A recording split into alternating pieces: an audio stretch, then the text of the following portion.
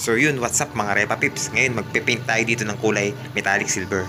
So sa mga hindi pa nakakaalam na kung paano i-paint yung metallic silver is napakasimple lang yan mga Repa Pips. Yung kasing iba is nagpe-paint, binibili nila is silver lang. Tapos hindi nila alam kung paano magiging metallic mga Repa Pips. So napakadali lang gawin yan. So yung sinasabi nating metallic is yung meron siyang metallic course kapag nasinagan siya ng araw o liwanag. So yung silver kasi is plain na silver lang yon na para ba siyang aluminum effects lang yung dating niya mga Repa Pips. Pero bago ang lahat mga Repaps is nilinis ko muna tong ating swing arm na sasampulan. At syempre need muna nating i-primer to mga Repaps bago tayo mag-proceed sa ating base color na metallic silver. Bali, nag-apply lang ako dito ng 2 full coats ng primer natin mga Repaps at nag-interval ako ng 15 minutes. At pagkatapos nitong second coat natin mga Repaps is papatuyo natin ito ng 1 oras. Pagkatapos, bago tayo mag-proceed ng base color is need muna natin itong lihain ng papel lilya na mapino gamit yung 600 grit na papel lilya para pagka in-apply natin yung ating base color is makinis na siya at pulido na siya mga Repa Pips.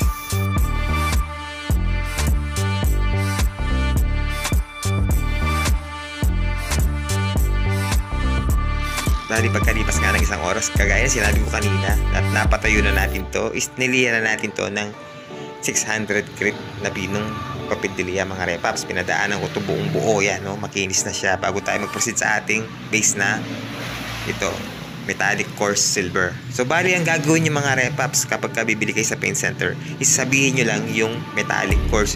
So merong iba't ibang klase nito mga Repa Pips. Merong fine coarse, meron high coarse, at saka yung metallic coarse lang siya mga Repa Pips. So yung tatlo na yan is metallic coarse yung mga yan na nabanggit natin. So yung silver kasi is wala yung parang metallic. So parang plain lang yan na aluminum effect kapag silver lang. So need natin sabihin yung merong metallic coarse o fine coarse mga Repa Pips. Depende sa gaano kalalaking butil yung makikita nyo kapag nag-reflect yung ating metallic sa ating pinipinturahan. Pagka gusto nyo ng mas malalaking coarse is high coarse yung bibili ninyo. Hindi ko lang alam kung tama yung pronunciation natin mga Repaps, pero metallic coarse talaga yun. So mas maganda kung metallic na lang ang pag-uusapan natin.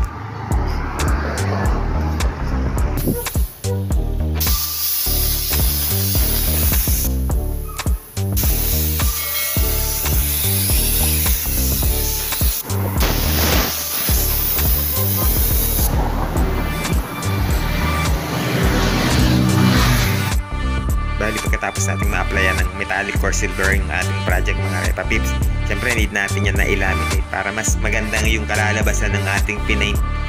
So need natin mag-top coat clear.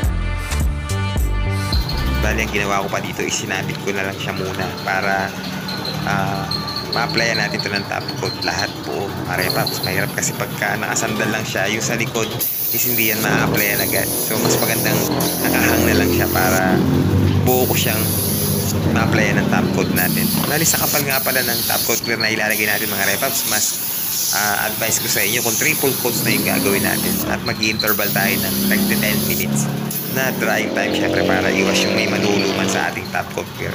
So nag-ratio nga pala tayo dito dahil K92 yung top coat clear na ginamit natin, pero tayo ditong ratio na 3:1 lang mga Repaps at hindi na ako naglagay ng thinner dahil yun yung nakalagay sa kanyang direction.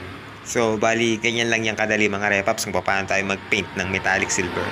So, hindi natin kailangan sabihin sa paint center na pabili ng silver. Kundi, magiging aluminum effect lang ang mangyayari kapag silver lang yung binili ninyo. So, ayun mga Repa Pips at dumating na yung ating bagong client dito na may TMX 1.5. Bali, ang gagawin natin dito is i-modify natin, pagagandahin natin mga Repaps. Bali, abangan nyo na lang to mga Repaps at isisingit natin to sa ating next vlog.